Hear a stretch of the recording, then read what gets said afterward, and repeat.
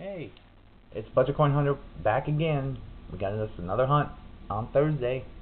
I've only cracked the box open so far. Well, I haven't even cracked the top tape yet. I haven't got into the... I only cracked the bottom just so I could open her up on camera today. Let's see what we got.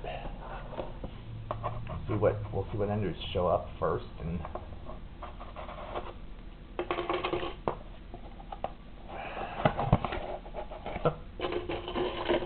ain't quite open yet.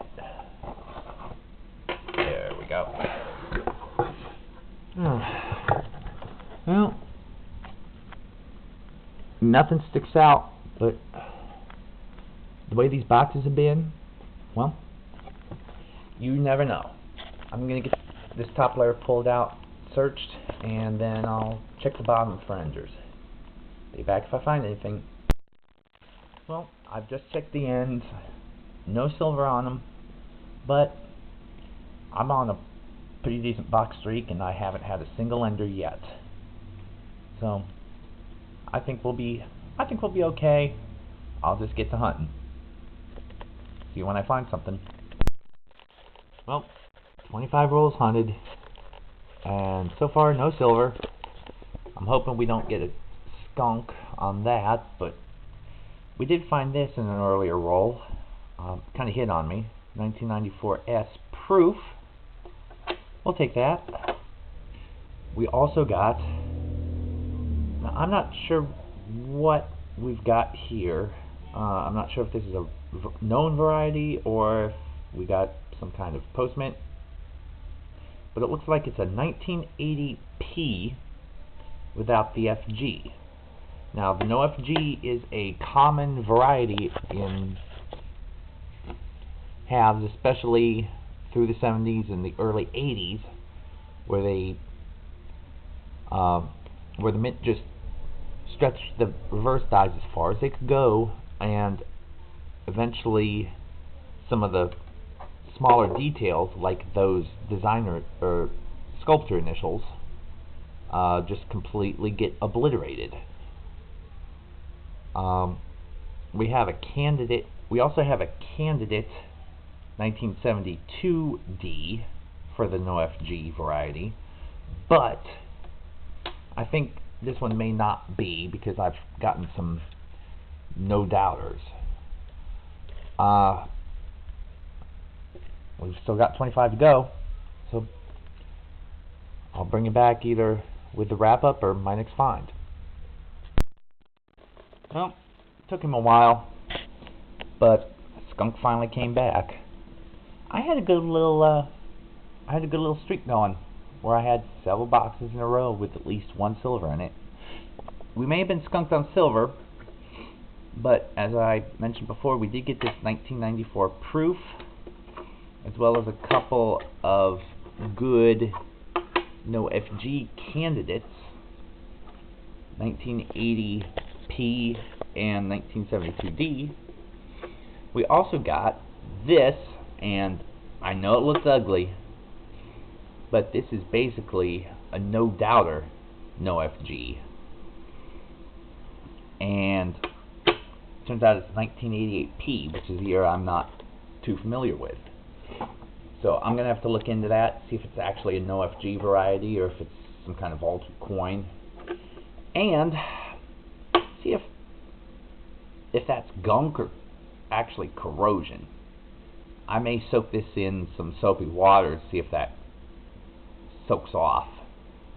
It looks like gunk, but the color looks like corrosion too. We'll have to see. So regarding that streak that I was on, I think I understand what was going on. Now, this is the second. These boxes are from the second bank that I've hunted from, and I stopped going to the first bank because all I'd get were rolls like these, you know, folded over like this and then crimped on this end, and they looked pre-hunted. All the coins would be facing the same direction, and never any silver, never any hardly even any not intended for circulation coins. You know, stuff that's from 2002 to 2019, or you know, current year if you're watching this, you know, in 2020. But I went to the other bank where I started getting these shorter but squarer boxes, and it was like night and day. And I think I know why. The armored car people that bring these $half in to my second bank are also the same ones that collect out of the Coinstar's, as I learned a week ago, I want to say, from the Coinstar tech when I happened to see him at the grocery store. Got to talking with him a little bit, and hey, so I think I'm in prime position to start getting some collection dumps. And when people put, you know, silver $half into the Coinstar, turn them in for 50 cents, or, well, I guess it's what, 50 or 45 once Coinstar gets their fees.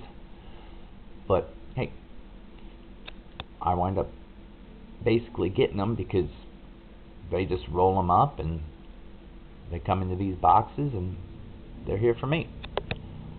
And that brings me to a nice little tip. If you're ever, you know, if when you're going out and shopping, if you pass a Coinstar machine, look in it. Anytime you pass one, look in it. There's going to be a reject cup down at the bottom. Look inside that. You never know what you're going to find. I know in a previous video I showed off a 1957 Washington quarter, silver of course, that I didn't even have to pay 25 cents for. It was purely free. And Coinstars are very good at rejecting silver dimes, because I've pulled half a dozen of them from a Coinstar machine where I used to work. And it's just a great way to score a little bit of free silver, and you know, sometimes some free clad and all that good stuff. So I'll probably be back with another hunt soon. I've got a new job, and I'm trying to figure out how to work things so that I can make sure I get 2 hunt days a week. But after that, this is Budget Coin Hunter signing out.